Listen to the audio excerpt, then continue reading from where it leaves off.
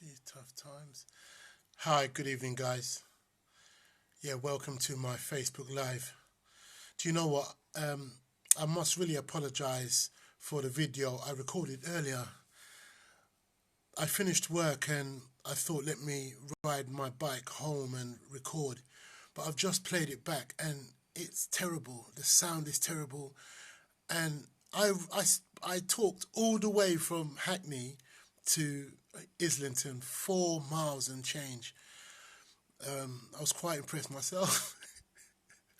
However, it irritates me, so I've had to delete that video. So because yesterday I sort of promised that I'm gonna record a video a day, even though I should be in my bed now because I got to be up at 3 a.m. I've got to keep my promises, keep my commitments to myself. I mean, there's others I don't keep, but I'm a work in progress. I'm a work in progress. So, guys, let me just quickly wrap up what I was saying on my bike. Well, that video was 31 minutes, but I'm going to just wrap it up very quickly. I met a guy called James. He was outside Sainsbury's begging. And I decided to just stop and have a chat with him, yeah? Because it's good to talk to someone if you relate to them, you know, if you've led a similar life to them. So James, I was saying to James, what's your story, mate? What's up? And James said that, he's just trying to, no, he asked me for 50p. I said, what do you want 50p for? He says, I'm just trying to raise some money to get a hostel. And I says, oh, is that right? He says, yeah. So I says, what? So is that all you're worth, 50p? Then he raised it to £1.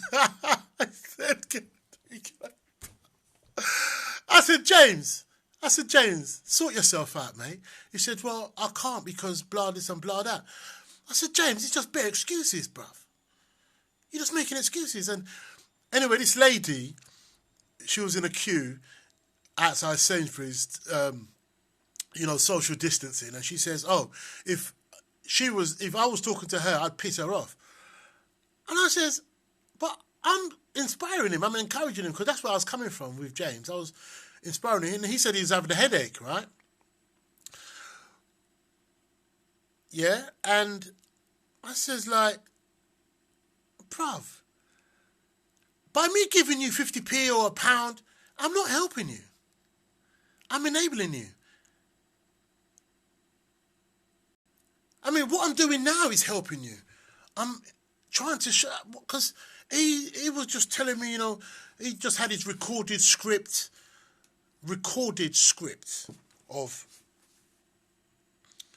poor me. So I've had to tell him very quickly, like, James, bruv, I was in your position. I mean, the press said that I was, who's this, Teresa? Oh, hi, Teresa. Yeah, the press said that I was street homeless for 20 years. Well, they kind of got it right.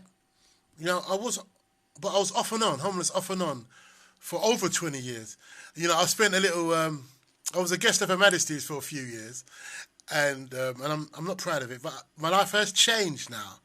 And I'm grateful. So I told James this. I says, look, I identify with you. I know where you're coming from. I was long-term unemployed. I was not even employable. That's what I thought in my head. I weren't employable. I was homeless.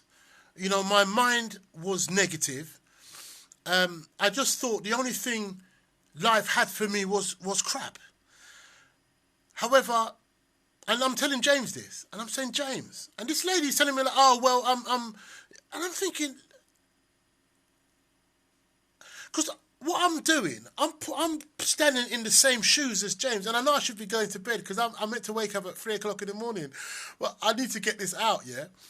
But let me just quickly summarize the video that I recorded earlier, which the sound was rubbish. I was cycling and the wind. So I said, basically, I just said to James, I just kind of related with James, showed James that, listen, I too was homeless for years, addicted to illegal substances, proper addict.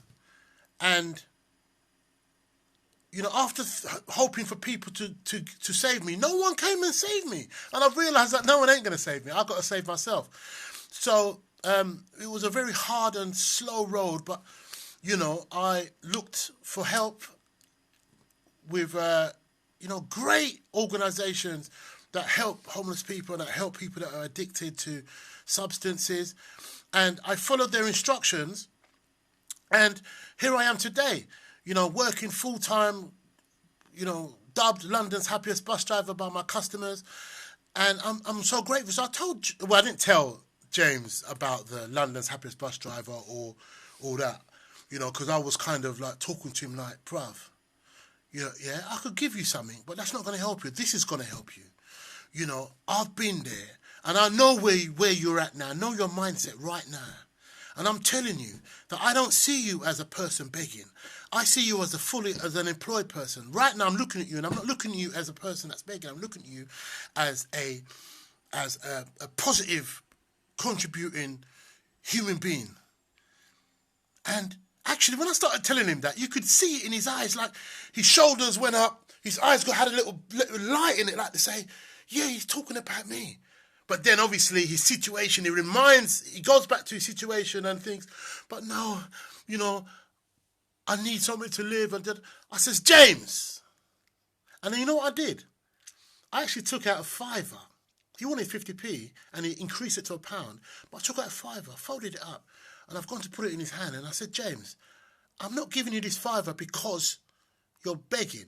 I'm giving you this £5 because I've taken 5 or 10 minutes of your time. And I believe that everyone's time is valuable. So I says, that's the reason why. But James, sort yourself out. You can do it. And James just had a spring in his step.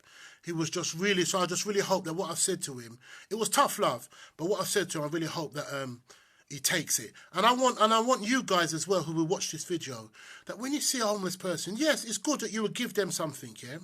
But give them a word as well. Give them a word of courage. Tell them that they can do it. They can, even if you want to use me as a reference, say, yeah, Patrick, you know, he was homeless, long-term homeless, fucked up. Sorry. You know, I get passionate sometimes. He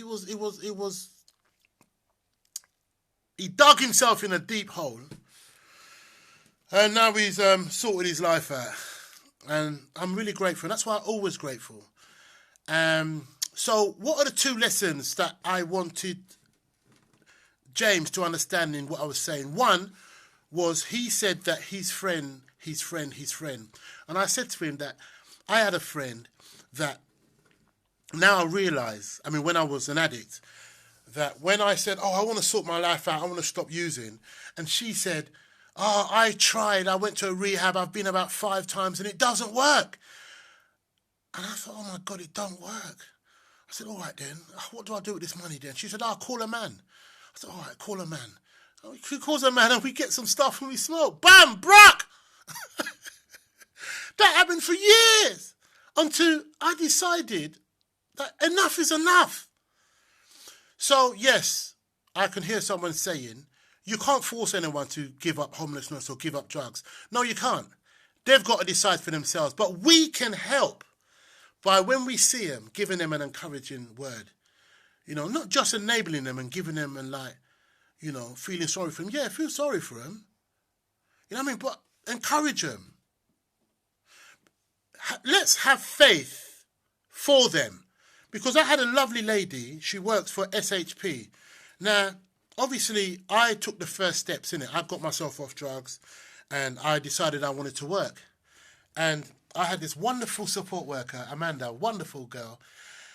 She worked for SHP, Single Homeless Project. They help ex-addicts and homeless people and that to get into training and get into work.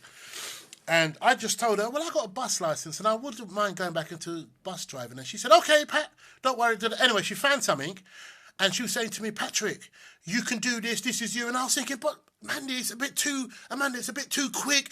You know, I don't think I could, you know, I ain't got no clothes or I'm too fat. She says, Pat, don't listen to your mind. You can do this. I've booked the appointment. Everything's sorted. Just turn up and be Patrick. I said, okay, okay, Mandy, okay. And do you know what? That's what I'm saying. The guys who are out there who are homeless or whatever, they need you because they don't have faith. They're proper down.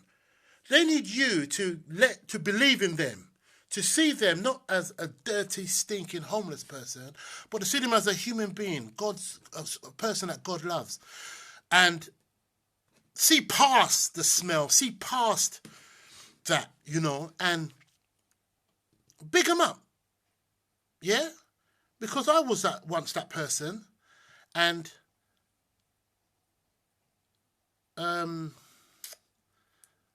I mean, it's a long road. The story is really, really, really, really, really, really long.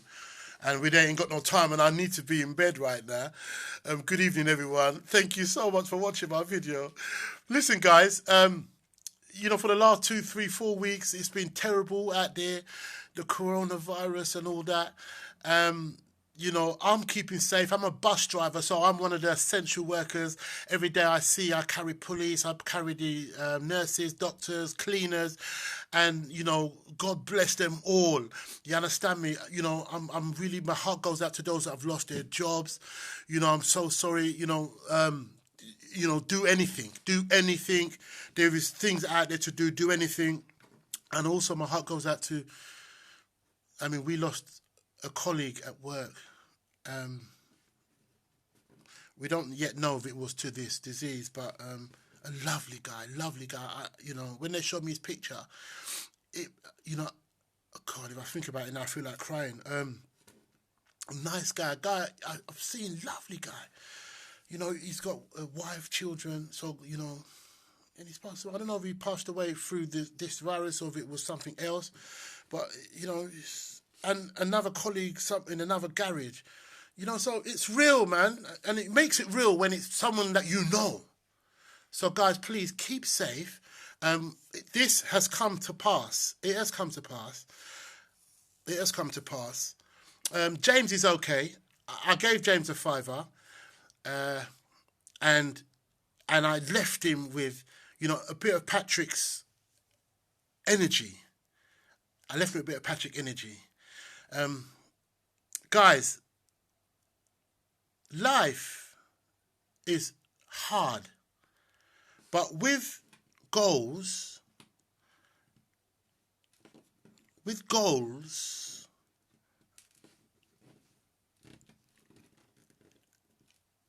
and action, we can make it. It's endless. It shows. Patrick, keep quiet. You need to go to bed. Okay, because I'm on an early one tomorrow, 5 a.m. So, guys, I want to take this opportunity. Thank you so much for watching my video. I want to take this opportunity to wish you, and yes, I really do mean you, a very, very good evening. Sorry. Thank you for watching. Thank you. I gotta go.